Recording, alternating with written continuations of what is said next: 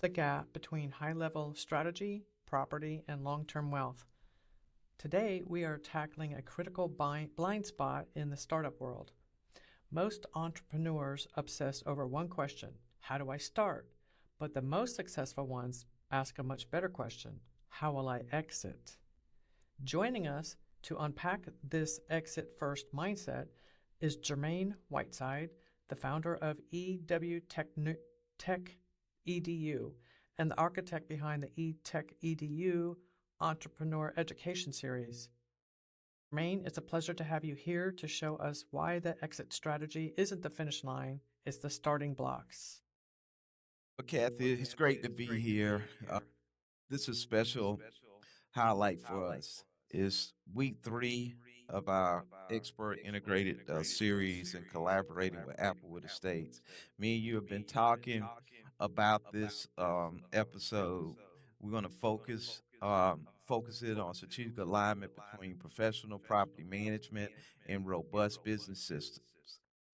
But Kathy, the darker side of startup needs to be addressed. If you're building a building, if you're just building today, you're not building a business. You're building a trap, and that's the sad part that I've seen over my 30 years consulting small business. Most startups are incredibly fragile because they focus on income, not structure. If you don't have a plan to leave, you don't have an asset. You have a liability. And you're 1 month from now they collapse, but you also basically are creating yourself a job. Okay, so you often argue that building for income instead of outcome is a fundamental failure of imagination. You've said it very clearly before. Yes, and exactly, Cassidy. If you don't define your exit, the business defines it for you. Most people don't have a business. They have a high stress job that they can't quit. And that lack of control leads to what you call the four paths. Walk us through those because some of these don't sound like a choice. Well, what I had to do after this year's experience and seeing all of these outcomes, I've been working on for the last year and a half, starting a 120-day plan that focuses those 120 days on starting with the exit. And so as we look at this, started with an exit plan, we have a couple things that we need to address. Got to one, look at what most startups, how do I start? This builds immediate income, not final outcome. What is the better question is how will I exit? So there's every exit is 4 ways. You're gonna either sell your business, transfer the value, succession, or you're gonna pass it on to your kids or a successor, or you're gonna turn out the lights intentionally, or you're gonna die, or you're gonna die. So that's a heavy list. Why is it important for a startup, even on day one, to view things like death or closure as strategic considerations rather than just unfortunate accidents? Well, because if you haven't built the structure to survive those events, the wealth you created vanishes. You have to move from a retroactive state to a proactive system in which why we use the 120-day plan. Let's look into the solution, okay? And the solution is about building, protect, scale, and exit, okay? And what does that mean? Build means setting up the legal and operational foundation correctly. Protect means implementing safeguards that keep the doors open. And scale is growing in a way that is transferable. And exit means executing a predefined plan to realize your wealth. So that's like a major shift. Most startup education is obsessed with visibility, marketing, branding, social media, the shiny objects, what's here and now. But Jermaine, your framework suggests that these are the missing ingredients, the biggest distractions. We need to be emphasizing sustainability and transferability over simple visibility. If a company or business can't operate without the owner's Instagram stories, it isn't an asset, it's just a performance. Yeah, and that brings us to the actual wealth part of the equation. We see a lot of revenue that never turns into wealth. Income is temporary, assets are legacy, generating daily operational built on equity and ownership. Feeds you today, frees you tomorrow, ends with the stops, allows generational transfer, and revenue focus over equity focus. So most of our business owners have been in that temporary staff. Mm-hmm. Yeah, this is where my world at Applewood Estates intersects with yours. I see it constantly. Business owners who pay rent for 20 years and walk away with nothing but a final invoice. That's where ownership changes that equation through four key benefits: building equity, ensuring cost stability, providing collateral for growth, and ultimately creating retirement income.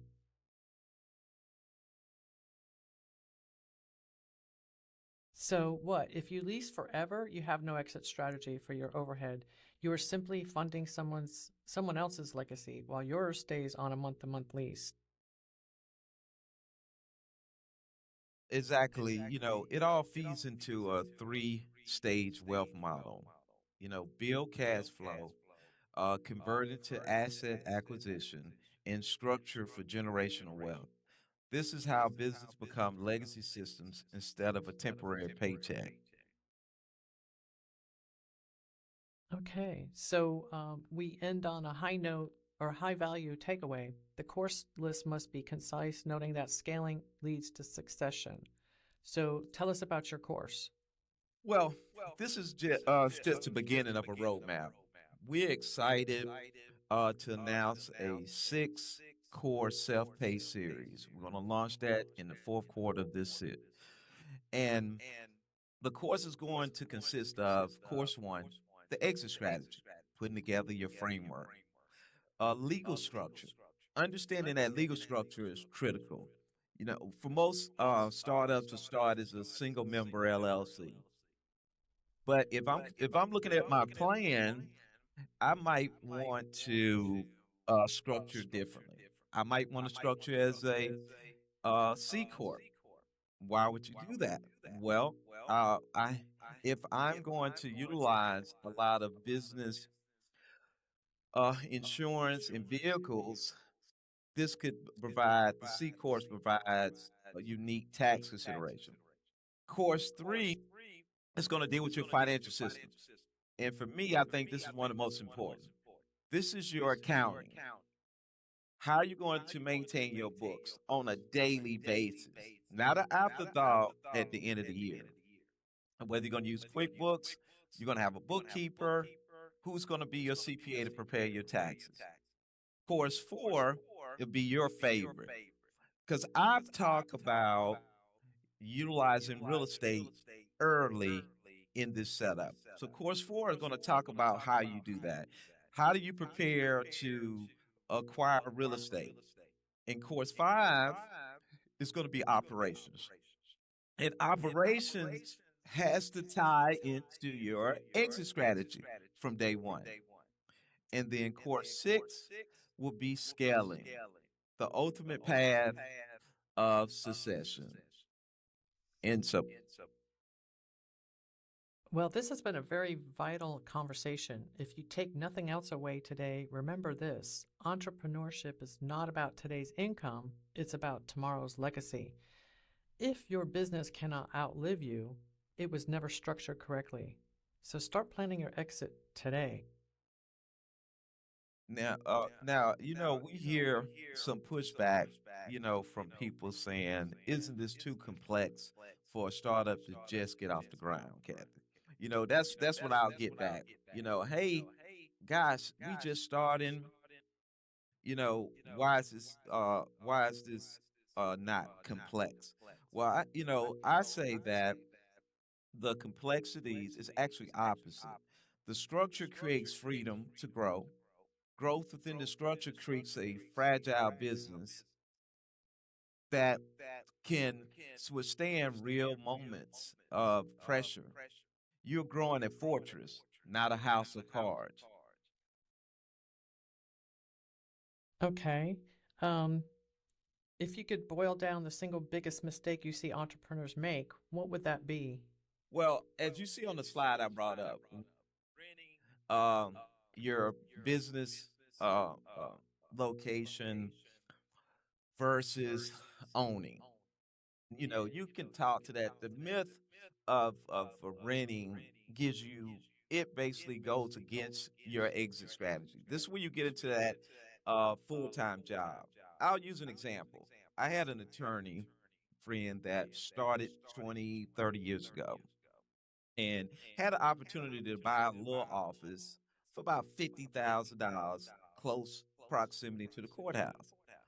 I advised him at that time. I said this would be a good asset for your law practice. He decided, nah, I'm gonna go. I want to go in a bigger space, and I want to rent that at double the rent. So we fast forward years later, when at paying 2, 3 thousand a month for 20 years, he could have bought this 50,000 place and had the asset. But he really didn't realize that as an attorney, and especially if you're doing personal injury, when you get that big case, you have to have assets to take that case because it takes a long time for these cases to go through. So you have to be able to pull capital to take that big $1 million case. And so that failure to build assets early basically hurt your business model as an attorney. If that makes sense. Yeah. What about those who say they don't have the funds for real estate purchasing at the time that they start their business? Well, that's where that plan comes in. Let's say I'm starting a landscaping business, and I say, well, um, I need me a space to store my equipment. Most landscapers will go to these. That's why these self storages are popping up everywhere. So they'll pop and put their stuff in the self storage and pay $100 and some a month. But let's say, for instance, when I'm ready to start this LLC, I can find me a small piece of land anywhere. I don't care. As long as it's close to my service area. And I could put a metal storage building on it, which is somewhere around 20, 25,000 for a 1,500 to 2,000 metal storage building. So for about 25 grand or 30 grand, I got a place to store it. But what ends up happening is I'll become that landscaper for 20 years and I'll pay this self storage. Now it's time for I done got sick or I can't perform the landscaping. What do I have to transfer? If I can't get out and cut that grass, I can't I can't make the money. And I can't hire anybody because I can't get capital. By buying that self storage, putting it on a piece of land, now I got a commercial piece of property that's going to appreciate. And now I can leverage that property later to build, to get capital to expand my business. So most would say, well, guys, I want to get out there first and make the money. Okay, let's say if that's the case. But now I have a plan. I'm going to put back a percentage of what I'm making to buy that land or that real estate. Now, Kathy, what do you think is the challenges, especially in Spartanburg County, with finding that small piece of land to put that metal building up? Yeah, well, things are a lot more expensive now than they used to be, even 4 or 5 years ago. So, yeah, it could be a challenge. But you might be able to find something, small buildings, older buildings that exist and can be converted to what you might need to use for your business. That would be something that could be helpful. And then, of course, a good real estate agent would be able to assist you with that. Definitely. And so these are options, and this is what that first course is about, that exit strategy planning. But before you can go into the any steps further, you got to come up with that plan. But you got to understand the principles of that plan. Do I want to rent? Um, do I want to rent compared to having a building? Now, the second tier to that plan is under business insurance, utilizing business insurance to be your exit strategy. And one of my favorites, as you see on this slide, is several um, different business insurance opportunities depending on your business structure. But my favorite is called the key person insurance. And let me tell you why that's my favorite. You can start an LLC today and get a policy, and I'm just going to throw New York Life out there. They key man policy is I had 250,000 at $75 a month. What does that key man mean? So say I hadn't cut the first yard or I hadn't did the first client. I got a $250,000 key man policy for the business. Now I track ahead, and if I go on that fourth tier and I get disabled or I die, the company has $250,000 to pass on to my next generation. And we've just started now, and we put that in place for that nominal, please. So that's a policy you look at. And if you're going to partner with a partner, the most important policy is the buy and sell agreement. And how does the buy and sell agreement works? Me and you partner, Kathy. We set up this company. We get a buy and sell agreement, a policy, and then now you die. It, instead of me having to deal with your heirs to run this business that me and you started, the buy and sell agreement will kick in, and they will pay your family your shares of that LLC. So now I can continue to keep working, and I don't have to take cash out of the business. Yeah, that sounds like a really good strategy. Do you want to use the example of the plumber that we knew before? The one Yes, man plumber with the one truck. let's talk And about that. okay. He was an inspiration for years ago. Kathy introduced me to a client who needed help selling his business. He had been one of the top plumbers in the areas for 20, 30 years. And when I asked him what did he thought the value of his business was, he thought the value of his business was high because he's been a top plumber. As we looked at this, he didn't have any structural contracts. He didn't have nothing but some equipment and a name. And it was sad at the time that I had to explain to him that his value was not what he thought it was. And and it, and it, and from that point, the realization came together that I didn't have a good exit strategy. And Kathy, I'll let you talk to that experience of what happened to that plumber later. Yeah, so he thought that just handing over a client list of names and telephone numbers was his exit strategy. He didn't have any contracts with any of them ongoing.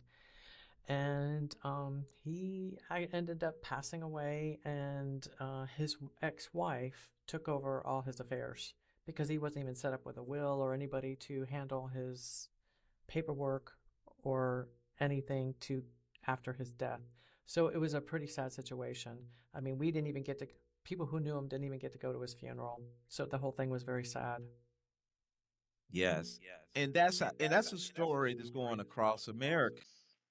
Thanks for listening to the Real Estate Connector with Kathy Wright. Be sure to subscribe so you don't miss future episodes and share the podcast with anyone who wants to succeed in real estate. For more resources, visit Applewood Estates online at www.applewoodestates.com. The link is in the show notes. Until next time, remember, real estate should be a blessing, not a burden.